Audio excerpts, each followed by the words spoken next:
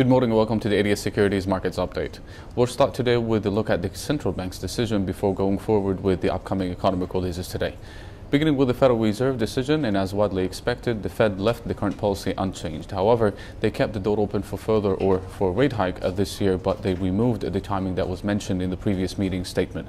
Moreover, the Fed also noted that the current slowing down could be on the short term in Q2 and is likely to show a recovery in Q1 and is likely to show a recovery or to rebound in Q2. However, the Fed also noted that a rate hike would be appropriate when the labor market shows more improvement or improves further. The US dollar yesterday also advanced slightly following the decision, and the index also tested the support area that we mentioned in yesterday's report around 95.20. This is yesterday's chart when the index was trading at the beginning of the day around 96.20. However, it continued to decline during the day after the GDP figures, basically, which led to a decline toward 95.20. Today, also there's a key, or it's key for the US dollar, because this is the monthly close, and a monthly close below 95.35 would create a negative pattern which is not seen since 2009 on the monthly chart and may continue to correct lower in the next month. In the meantime, it's not only about the Federal Reserve, it's all about the economic releases. Yesterday, the US economy grew by 0.2% only in Q1 for this year, while the estimates pointed for a growth rate of 1%, and this is the lowest growth rate since the first quarter of last year by 0.2%. In addition to that, the personal consumption index also slowed down sharply toward 1.9% in Q1, down from 4.4%, which also is the lowest level since Q1 of last year. Most importantly, the GDP Price Index, or the quarterly GDP Price Index, posted the first negative reading and the biggest quarterly decline since Q1 of 2009, declining by 0.1% in Q1 compared to 0.1% of growth in Q4 of last year. However, it had been anticipated to rise by 0.5%. The main drag on the GDP is due to falling export, which is also caused by the US or the strong US dollar, falling business investment, and a slower consumer spending, and this should be a concern. Moreover, the major banks also cut their Q2 GDP, unlike what happened last year when they revised it higher to cover Q1 or to cover the first quarter of last year. This should be also watched very carefully and very closely in the next few weeks as well. During the Asian session, the Reserve Bank of New Zealand left the official cash rate on hold as widely expected. However, the bank noted clearly that there is no intention to any rate hike anytime soon or for the time being, and also noted that they will cut the rates again if the demand weakens. The bank also repeated that the Kiwi exchange rate is unjustified and unsustainable, and as a result, the Kiwi tumbled again from its daily high, which basically around 77.43 yesterday, to today's low at 75.90s following this statement. And right now we're still holding above the 61.8 retracement from the latest upside since the beginning of the week so far. However, a break below that level would increase the chances for further correction to the downside.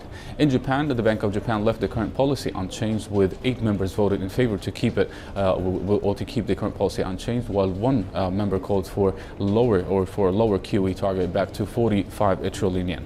As for today, starting with the European session ahead, there are many economic figures will be released for the euro area, including many inflation data and unemployment figures, which likely to have a notable impact on the market, including the Spanish CPI in addition to the Spanish GDP, also for unemployment rates or unemployment change, or the jobs report from Germany and Italy, in addition to the Eurozone, and also the CPI or inflation data from the Eurozone and also in Italy.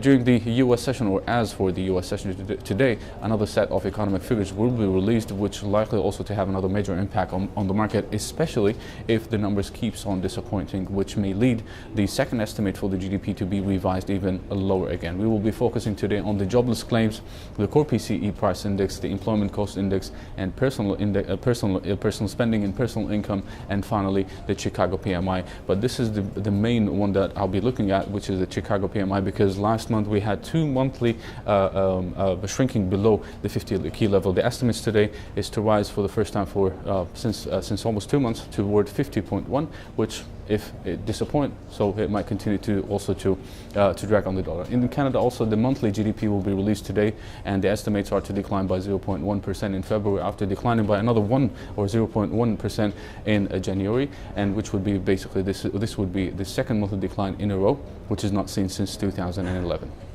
Going forward to the technical update for today, or starting with the euro dollar yesterday. First of all, the US dollar sold off after the US GDP, which basically came in with a disappointment. The euro spiked up sharply above the 110 that we noted yesterday. This is the yesterday chart when the prices was trading around 1.0962 in the morning. However, the pair continued to rise toward 1.1189 before retreating back after the FOMC decision. However, the main key point here is that the euro closed at the day well above 1.10, which should be watched very closely. A short-term correction could be seen back to that level to retest it before the rally continues.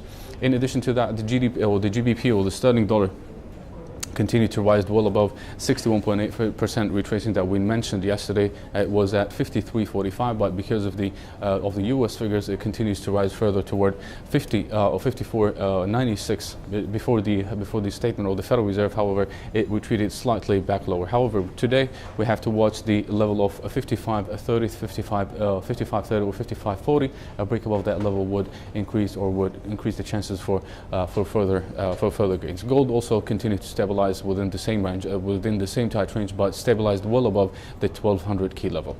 In the meantime, it's the end of the month today, and the monthly close will be the key for our next month outlook. Therefore, we would consider waiting for another one day before entering the market. But on a final note, further economic disappointment from the US is likely to drag or to weigh on the US dollar again today.